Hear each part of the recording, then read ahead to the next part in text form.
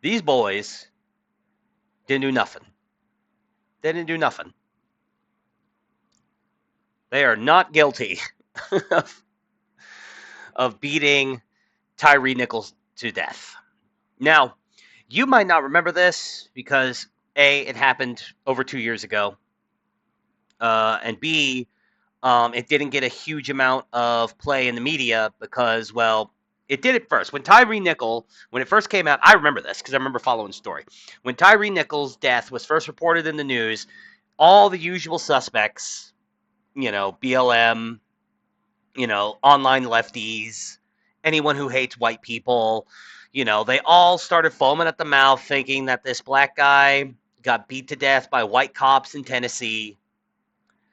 And then, as you could see on the screen, it turns out the three cops that beat this black dude to death were also black.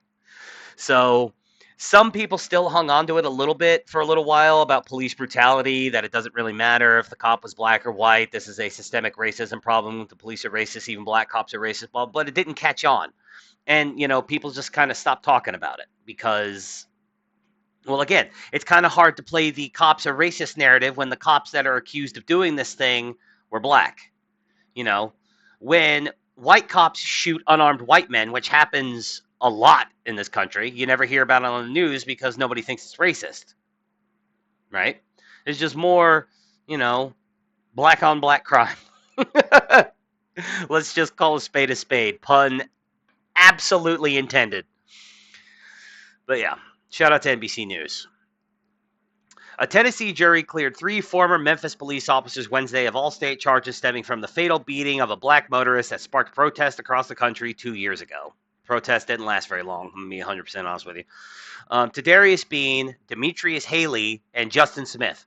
It's Tadarius and Demetrius are just the two most black-sounding names like that you've ever heard in your life. Anyway, they were found not guilty of second-degree murder, among other charges, than the death of Tyre Nichols. That's another thing.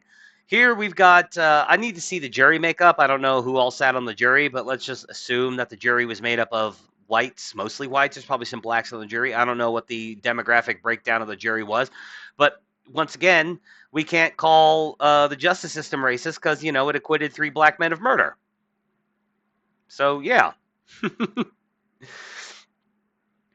Shelby County Criminal Court Judge James Jones Jr. That was kind of a mouthful.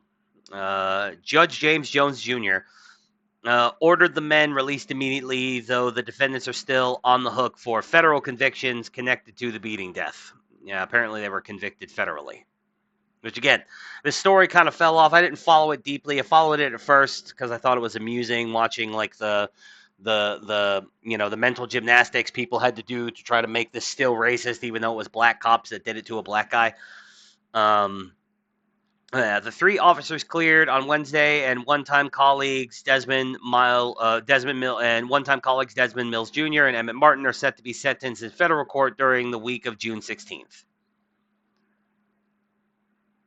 Despite considerable legal consequences still ahead of them, all three men were overcome with emotion on Wednesday as they hugged one another and their lawyers in the Memphis courtroom. Well, I mean, if they got acquitted of the state charges, that means they could probably appeal the federal charges, or it'll help with the appeal of the federal charges. Each of the three defendants face a count of second-degree murder, a count of aggravated assault, 2 counts of aggravated kidnapping, 2 counts of official misconduct, and a count of official oppression. They were acquitted of all. Shelby County District Attorney Steve Mulroy told reporters outside the courtroom that he and his team were obviously disappointed by the verdict. And I mean, I would be too, especially when they got found guilty in federal court and then you turn around and you lose your case. It's like, well, wait a minute here. Quote, we respect the jury's decision, but we obviously strongly disagree with it, Mulroy said. We, in good faith, brought this case, and I'm convinced to this day that we had compelling evidence that showed that there was proof for every element of every one of the offenses that we charged. The jury took a different view. That is, of course, they're right. That's the part of the decision. The prosecutor said he struggled to grasp how all the officers were cleared of every charge. Quote, I was surprised that there wasn't a single guilty verdict on any of the counts or any of the lesser included offenses, given the overwhelming evidence that I think that we presented. Yes, I was surprised, Mulroy said later in a response to a question from a reporter. Do I have an explanation for it? No. Now, again, I didn't follow the trial, so I don't know what evidence he presented, but it must not have been convincing.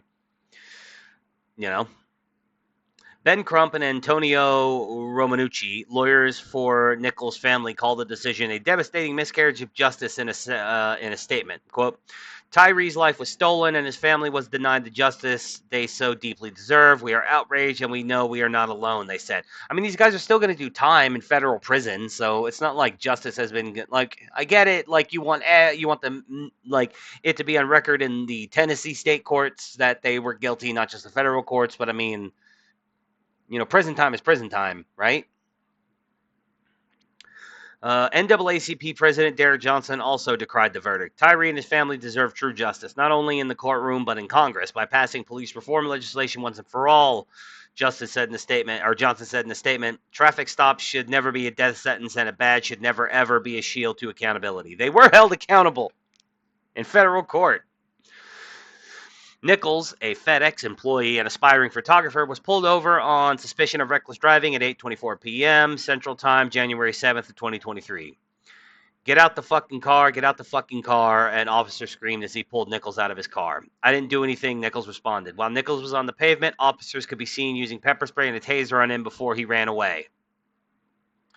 He ran towards his mother's home, but pursuing officers caught up with him about 80 yards short of the house, officials said. Body camera video showed Nichols being beaten and kicked as he absorbed more pepper spray. Nichols screamed "Mom" as he was beaten during the second confrontation with police. A police training officer and use of force expert testified for prosecutors and called the actions the officers took against Nichols unnecessary and excessive. The beating reflected a common law enforcement practice known as street tax or run tax for abusing a suspect who flees, prosecutors have said. Nichols' death 3 days after the beating sparked protests against police brutality around the country. His parents were guests of the White House for President Joe Biden's State of the Union address just weeks later. Yeah.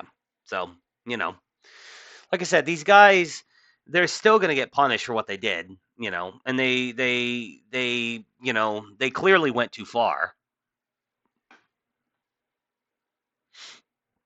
But, yeah, the whole thing's just funny. But like I said, I remember this case. I remember the initial pop off and how quickly it fizzled out of the media because, how it doesn't fit the narrative of, white cops being brutal to black suspects.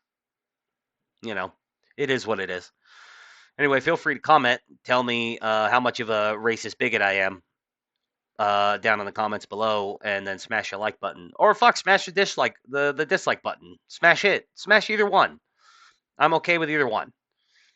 And then, sub to the channel, follow the links, and, follow me on X, where I say dumb shit pretty often, actually.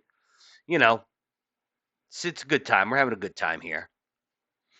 Check out the podcasts, Clown World Chronicles on Rumble on Saturday mornings. That's where I live stream it. And then it'll eventually, go the VOD will eventually go up after the stream. But, whatever. Throw me a bone.